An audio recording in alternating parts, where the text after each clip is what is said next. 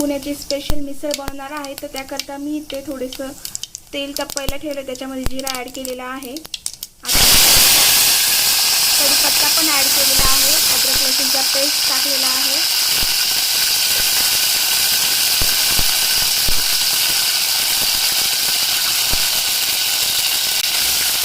आणि त्याच्यामध्ये थोडंसं वाटण पण टाकलेलं आहे।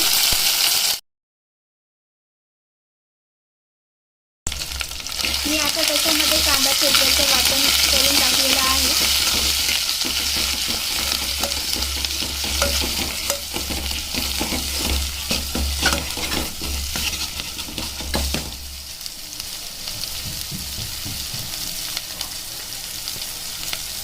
आता त्याच्यामध्ये मी 1 चम्मच लाल तिखट पण ॲड करते, 1 चम्मच हळद,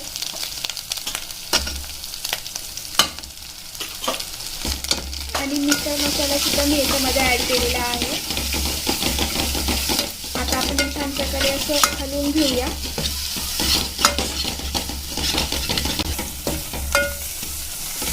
मित्रांनो, आपला इथं चांगला मसाला फ्राय झालेला आहे। याला तेल सुटूस आपल्याला फ्राय करायचं आहे।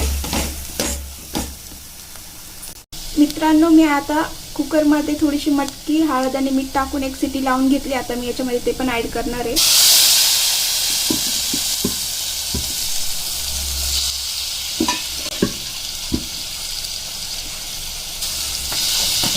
आता मित्रांनो, मी याच्यामध्ये थोडंसं पाणी पण ॲड केलेलं आहे। मित्रांनो, आता मी त्याच्यामध्ये थोडंसं गूळ पण ॲड केलेला आहे।